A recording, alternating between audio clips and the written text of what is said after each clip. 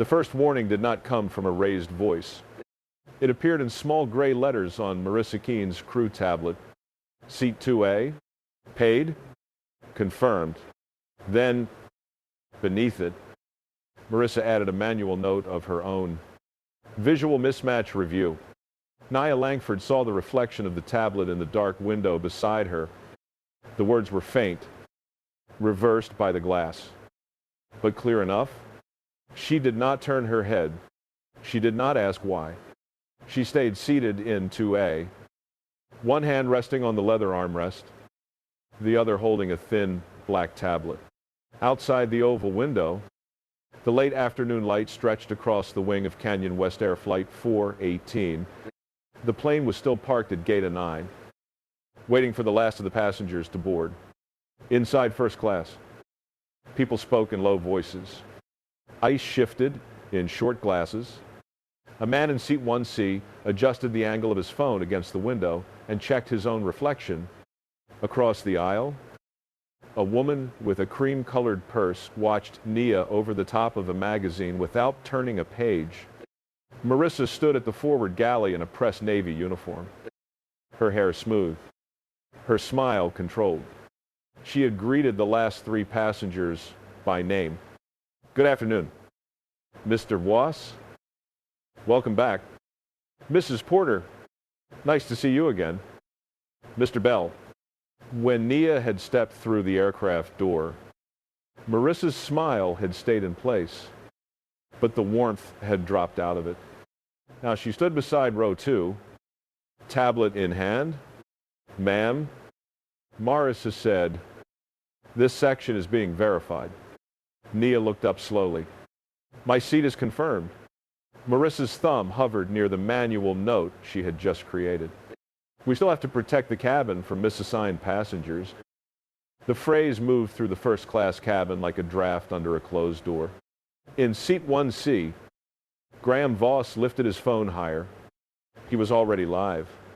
The tiny comments moved too quickly for anyone but him to read, and he smiled with the practiced ease of a man who liked having an audience before he knew what the facts were. Elaine Porter leaned toward the aisle. "People try anything now," she murmured, not loud enough to be a formal accusation, loud enough for Nia to hear. Nia's face did not change. She held out her boarding pass and identification. "Which system field is unresolved?" Marissa blinked once. "I'm sorry. You said this section is being verified." Nia said, "Which system field is unresolved?" A short pause followed. Not long. Long enough. Marissa looked down at the tablet, then back at Nia. "We've seen cases where passengers present documents that look correct. That does not answer the question." Graham's phone tilted closer. "Here we go." He whispered to his live stream. "She's challenging the crew." 2 rows back. Marcus Bell shifted in his seat. He had watched Nia board. He had watched the scanner accept her pass. He had seen her walk directly to 2A before anyone said a word. He leaned slightly into the aisle. She boarded like everyone else. He said, "The pass looked fine." Marissa's head turned. "Sir, please remain seated. This is a cabin matter." Marcus did not argue, but he did not look away either. Nia placed her boarding pass on the tray table, perfectly straight. Then she touched her phone once. 3 messages were already prepared. 1 to her assistant, 1 to legal, 1 to lease operations counsel. She sent them without lowering her gaze. Marissa noticed. "Oh," she said, with a small, hard smile. "Now we're texting." Nia set the phone face down. "I'm documenting the interaction." Elaine gave a soft laugh into her purse. Marissa's smile tightened. The manual note still glowed beneath the confirmed seat record. Visual mismatch review. Nia looked at the tablet, then back at Marissa. "Your job is to verify the record," she said, "not create a description of me." The cabin quieted. Even Graham stopped narrating for a second. Marissa's eyes hardened. The politeness in her voice became thinner. Then we'll have security assist with verification. She touched her headset. Nia leaned back in seat 2A, not defiant, settled. Outside the window, the ground crew pulled a cart away from the aircraft. Inside the cabin, the old shortcut had just been entered into the system. Security arrived before the record was finished. 2 officers stepped through the aircraft door from the jet bridge, their dark uniforms changing the temperature of the cabin before either of them said a word. People sat straighter, phones lifted higher. The soft first-class lighting suddenly made everything feel sharper. Marissa Keene moved toward them quickly. "Thank you," she said, like the decision had already been made. Passenger in 2A is refusing to move during a cabin verification issue. The lead officer, Adrienne Cole, looked at Marissa first. That was the first mistake. Not a cruel one, a common one. Uniform spoke to uniform. Authority accepted the nearest explanation. Then he looked at Nia. She sat with her hands visible, her boarding pass and identification placed neatly on the tray table. Her phone remained face down beside them. "Mom," Officer Cole said, "we need you to gather your belongings and step off the aircraft while this is verified." Nia did not reach for her bag. "Verify it here." His expression tightened slightly. "We've been told there is a seating issue. There is a manual note." Nia said, "There is not a seating issue." Marissa stepped in before he could ask what that meant. "She's already been given a chance to cooperate." She said, "We have a full cabin, and she's delaying departure." Graham Voss leaned farther into the aisle with his phone. "Security's here now." He whispered to the live stream. "This is what happens when people try to push it." Elaine Porter shook her head with quiet satisfaction. Leah Navarro, seated across the aisle and 2 rows back, finally raised her own phone, but she did not point it at Nia's face. She pointed it at Marissa's tablet. Officer Cole's stance, the tray table with the documents, and the space between the accusation and the proof. Officer Cole looked at Nia's boarding pass. Then at "Here ID," "May I see those?" Nia nodded once. Of course, she handed them over slowly. No sudden movement. No visible irritation. Cole read the name. Nia Langford. He checked the boarding pass. Seat 2A. First class. Purchased. Confirmed. His brow moved. Just a little, the second officer noticed. Marissa noticed too. High-quality forgeries are getting more common. Marissa said quickly, "We've had warnings about them." Officer Cole did not answer her right away. He checked the documents again. "Do you have the digital confirmation?" Nia picked up her phone, unlocked it, and opened the confirmation screen. She turned it toward him. The cabin leaned in without meaning to. The screen showed the same thing. Nia Langford. Seat 2A, first class. Paid. Confirmed. Cole looked at it long enough for doubt to enter the room. Marcus Bell spoke again from behind them. She boarded clean. He said, "I watched the scan." Marissa snapped her head toward him. "Sir, I already asked you to remain seated." "I am seated," Marcus said, "and I'm telling you what I saw." A few passengers shifted. Graham's narration slowed. Elaine's hand tightened around the strap of her purse. Nia looked at Officer Cole.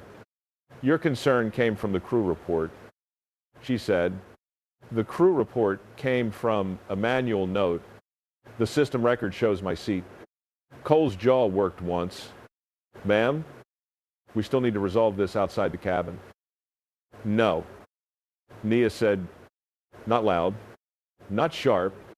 "You need to verify the record before moving the person." The words landed harder than a refusal. "Because they named the shortcut?" Marissa folded her arms. She's stalling. "I am documenting." Graham stopped whispering. Leah's camera stayed steady. Officer Cole glanced toward the aircraft door, then toward the forward galley, then back to the documents in his hand. He had come on board to remove someone.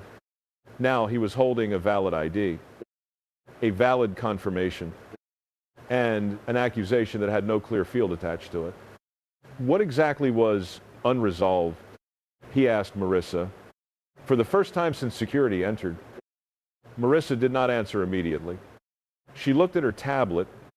The gray note sat beneath the confirmed seat. Visual mismatch review. She did not read it aloud.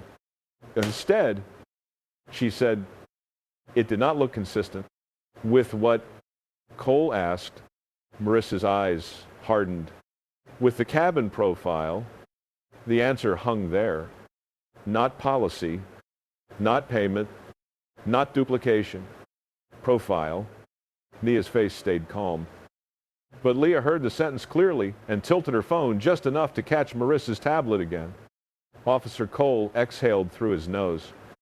He looked at Nia, then at Marissa, then at the first-class cabin full of phones.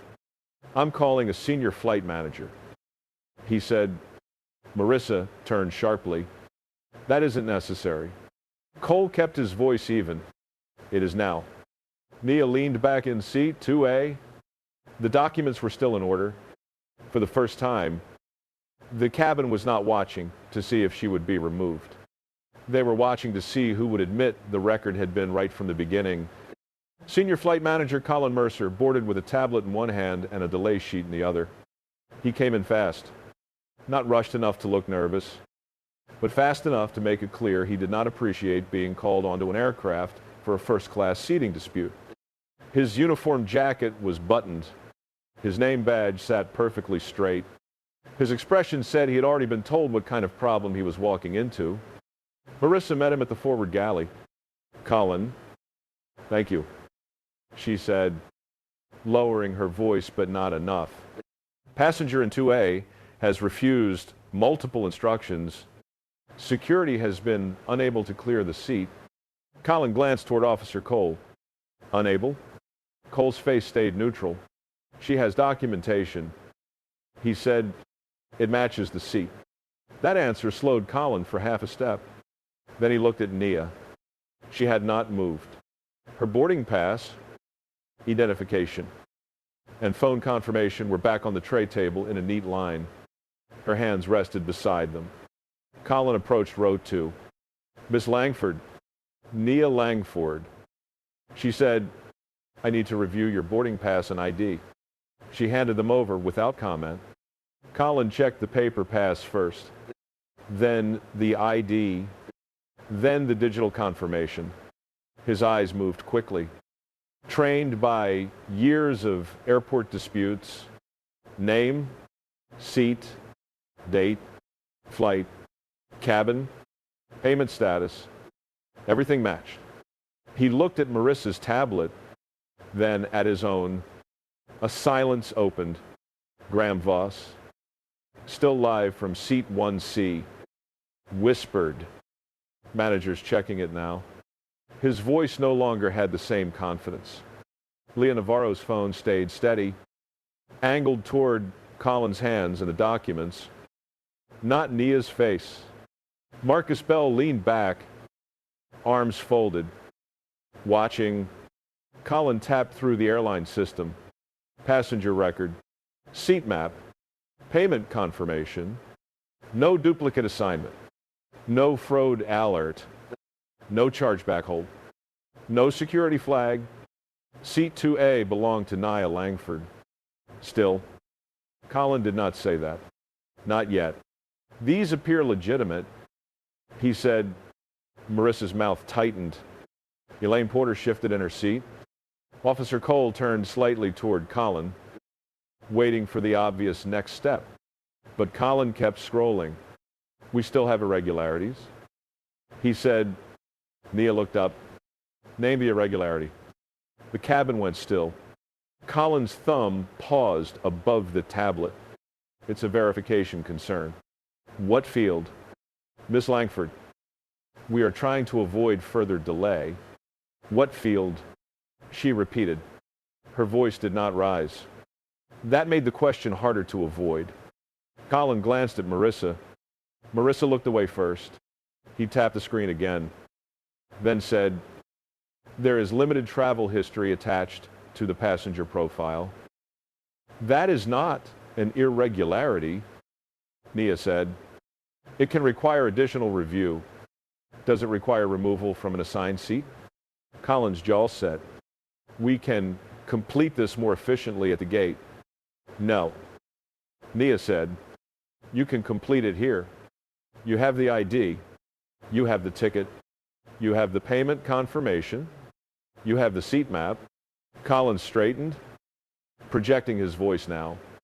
"Given the departure window, I am asking you to step off the aircraft for further verification.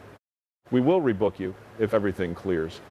A small sound moved through the cabin. Not agreement, not protest. Just the noise people make when a line has been crossed and nobody wants to be first to name it. Marcus Bell spoke from behind them. "She's already cleared." Colin turned. "Sir, please allow us to handle this. You are handling it by moving her before the record changes." Marcus said. Leah's camera caught Colin's face at that exact moment. Not anger. Calculation. Nia reached into the inside pocket of her blazer and removed a slim black card holder. She placed it on the tray table but did not open it. Colin looked at it. Marissa gave a short breath through her nose. Officer Cole watched Nia's hands.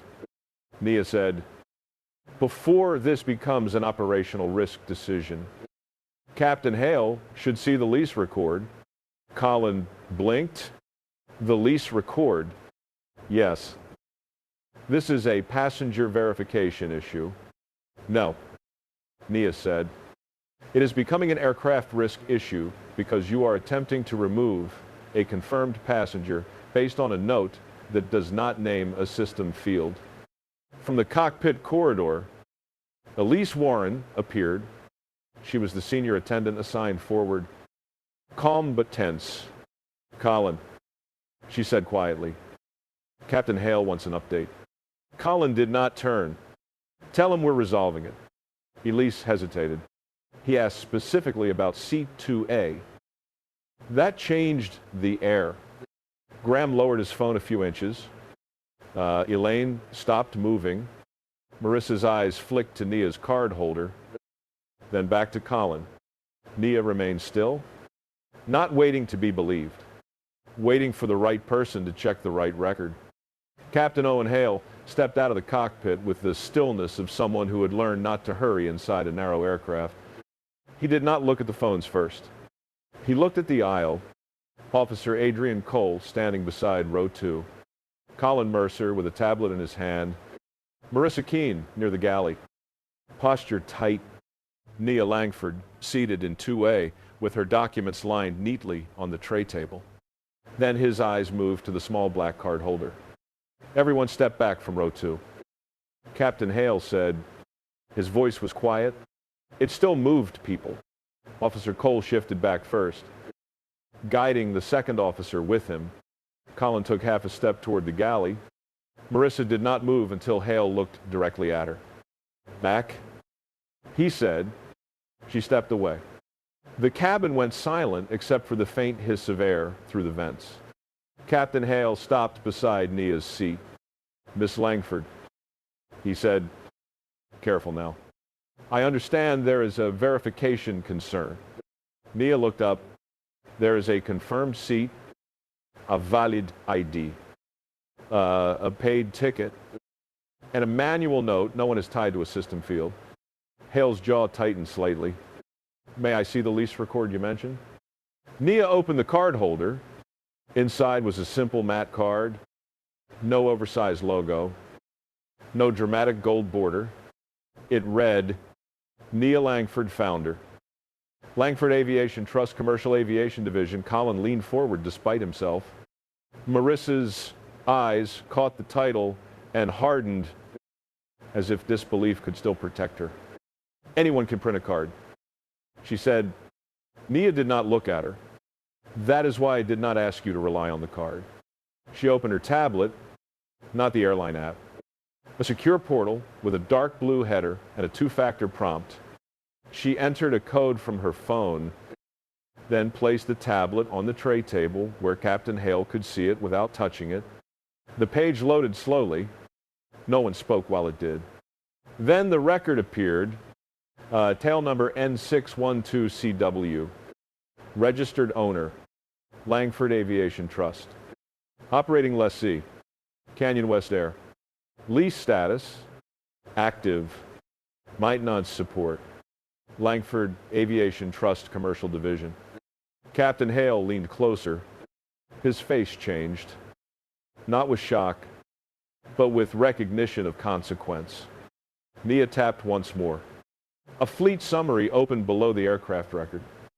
Dozens of active lease lines, maintenance agreements, renewal windows, aircraft assigned to Canyon West routes across the country.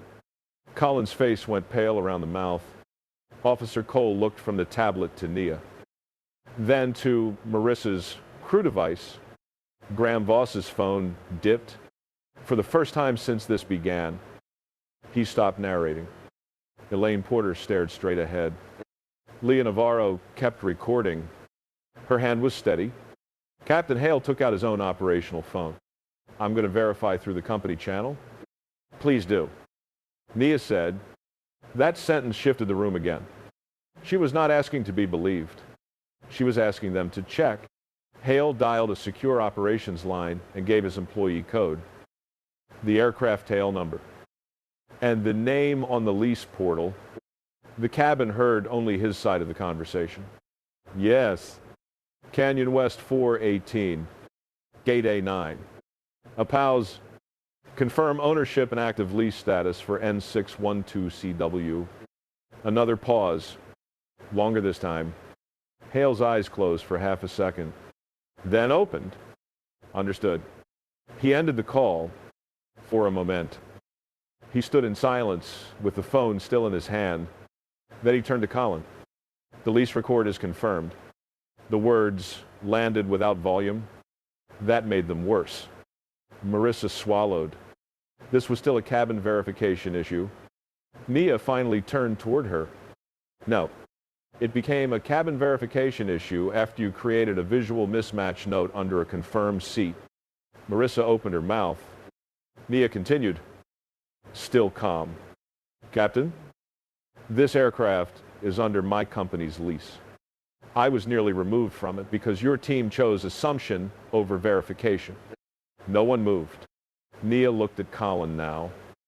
And after you confirmed my documents, you used the word irregularities without naming one. Colin's grip tightened around his tablet. Captain Hale inhaled slowly. He looked at Officer Cole. What was security told? Cole answered honestly, that the passenger was in the wrong seat and refusing to move. Hale looked at Nia's tray table. Documents? Boarding pass. ID. Confirmation. Then at Colin's tablet. Then at Marissa. This aircraft does not push back with that record unresolved. He said. Marissa's shoulders dropped slightly. Colin tried once more. Captain, we can document this after departure. No. Hale said, we document it before departure because the attempted removal happened before departure. He turned toward Elise Warren. Open an operational risk and passenger verification incident.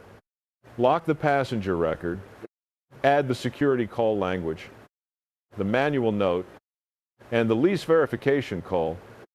Elise nodded and moved quickly toward the forward station. Hale faced the cabin. This flight is delayed while we correct an internal verification failure. He did not say misunderstanding. He did not say passenger issue. Nia sat back in seat 2A, exactly where she had started. Only now, the record was finally catching up to the truth. Elise Warren opened the incident file from the forward station. The title field appeared first, passenger verification issue. Nia saw it from seat 2A. Captain, she said.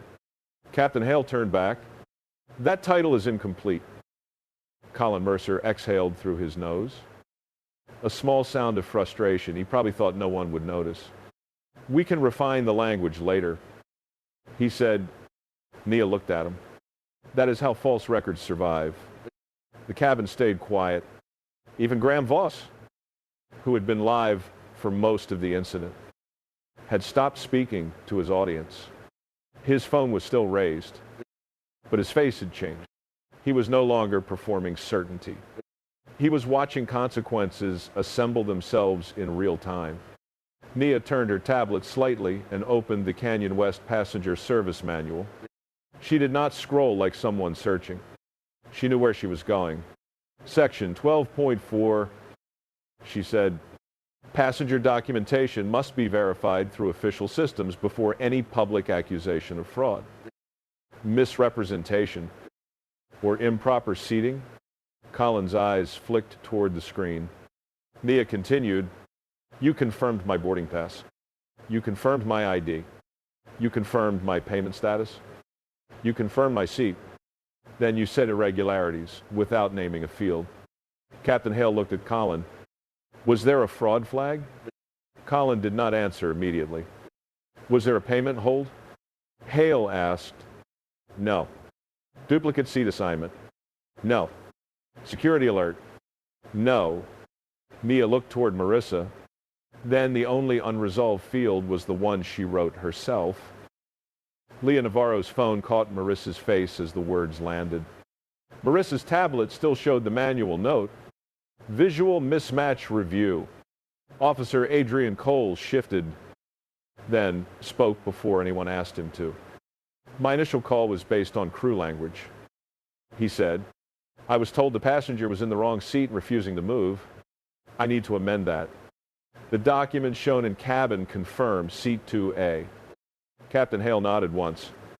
Add Officer Cole's amended statement. Elise Tuped. Colin's jaw tightened. Nia looked back at the incident title. It should not say passenger verification issue. What would you suggest? Hale asked. Nia's voice stayed even. Unsupported fraud accusation and incomplete verification. Marissa made a sound. Half breath, half protest. That makes it sound like I accused her of fraud. Nia turned to her for the first time in several minutes. You did. No one softened it for her. No one rescued the room from the truth.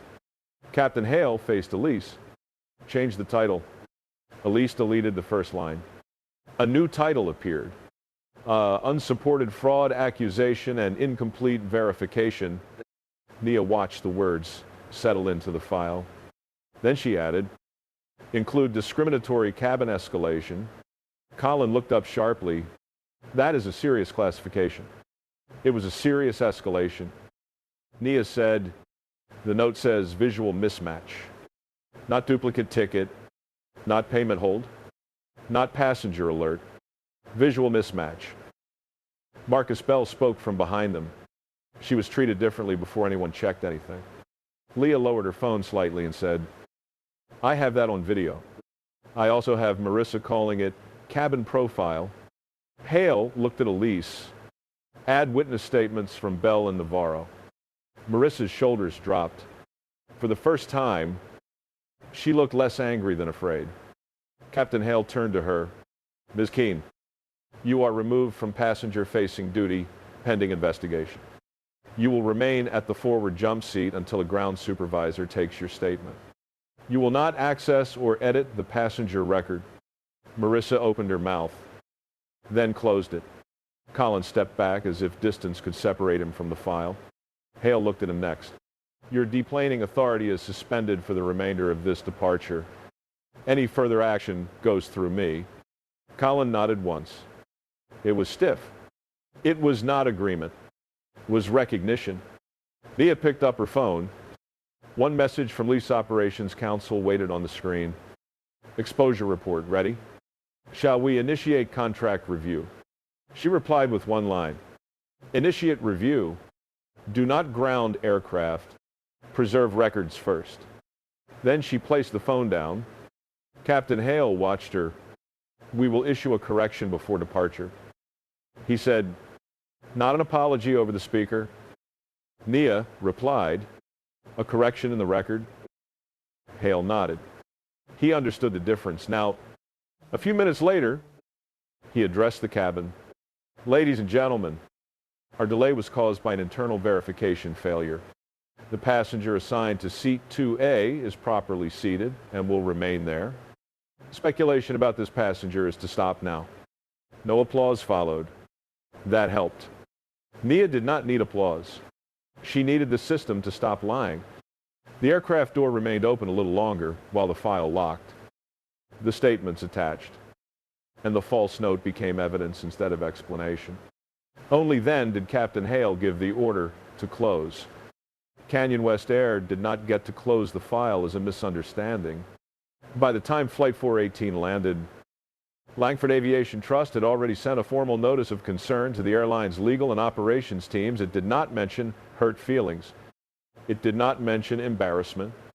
It listed records, the paid seat confirmation, the manual note reading, visual mismatch review, the security call wording, Colin Mercer's use of irregularities without a matching system field, Officer Adrian Cole's amended statement, Leah Navarro's cabin footage, Marcus Bell's passenger statement, Captain Hale's lease verification call, and the corrected incident title, Unsupported Fraud Accusation, Incomplete Verification, and Discriminatory Cabin Escalation. That title mattered. It meant the company could not hide what happened under soft language. It could not call a public accusation a customer concern. It could not call bias a process delay. It could not call a confirmed passenger a problem just because someone had written the wrong note first. Marissa Keene was removed from duty that evening. The investigation confirmed that she had created the manual note before completing verification, accused Nia of improper seating without a system flag, and escalated to security using language the record did not support. She was terminated for cause. Colin Mercer lost deplaning authority pending review. His supervisor override access was suspended, and he was reassigned away from senior flight management, while Canyon West reviewed previous cases where he had used vague language to remove or downgrade passengers. Officer Cole amended his report before the end of the day. The final statement was clear. He had entered the aircraft based on crew wording, but the passenger's document shown in cabin confirmed seat 2A. His amended statement later became part of security training on crew narrative bias. Graham Voss received a legal notice requiring removal of monetized footage that showed Nia's documents and face without consent. His live stream had not made him a witness. It had made him part of the event. Elaine Porter's comment was preserved as witness context. No one needed to punish her publicly. The transcript did enough. Leah Navarro's footage was different. It showed the tablet, the security posture, the valid documents. And the moment Colin confirmed the record but still tried to move Nia, her video became supporting evidence because she had filmed the process, not the humiliation. Marcus Bell submitted a short statement. She boarded normally. The crew questioned her before the record gave him a reason. The next morning, Canyon West issued a public correction, not a vague apology, not a sentence about inconvenience. The correction stated that the passenger in seat 2A had been properly ticketed, that no fraud flag existed, that the manual note was unsupported, and that the removal attempt should not have been initiated. Nia read that line twice. The removal attempt should not have been initiated. That was the sentence most companies avoided. Canyon West also reopened the last 6 months of first-class verification removals where no fraud field had been attached. 4 cases required passenger follow-up. 2 received written corrections. 1 led to a refunded itinerary and a formal apology from legal, not customer service. Within the week, the system changed. Manual notes like visual mismatch were banned.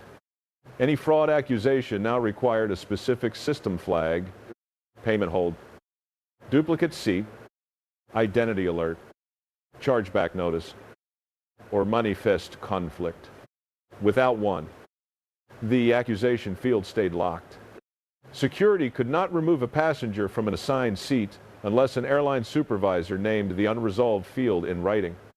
If passenger documents and crew narrative conflicted, the captain had to be notified before removal.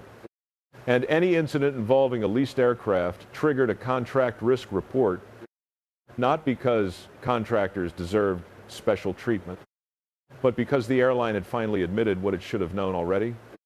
Bad process was expensive. Bad process was dangerous. Bad process did not stay inside one cabin. 3 days later, Nia received the corrected incident file. It was signed by Canyon West Chief Legal Officer and copied to Langford Aviation Trust's contract team. It did not call her difficult. It did not call her non-compliant. It did not call the event a misunderstanding. It said the record had been corrected. Nia forwarded it to her counsel with one note: do not close the contract review until the protocol changes are active. Not promised. The proof came 2 days later. At Gate 9, a new agent tried to enter a vague manual note on a different passenger's first-class record. The passenger was a young black man traveling on a same-day paid fare. The old system would have accepted a soft phrase and let the suspicion travel into the cabin. This time, the screen locked. Specific system field required. Appearance-based note prohibited. The agent paused. Then she checked the payment status, seat assignment, and identity record properly. All clear. The passenger boarded without knowing how close he had come to becoming another file. Nia read that update in her office at Langford Aviation Trust. Outside her window, aircraft descended in silver lines toward the city. On the last page of her corrected file, the original note still appeared, preserved beneath the correction. Visual mismatch review. Nia looked at it for a long moment. Then she closed the file. The aircraft still took off that evening, but the old shortcut did not fly with it. This is a fictional story created for storytelling purposes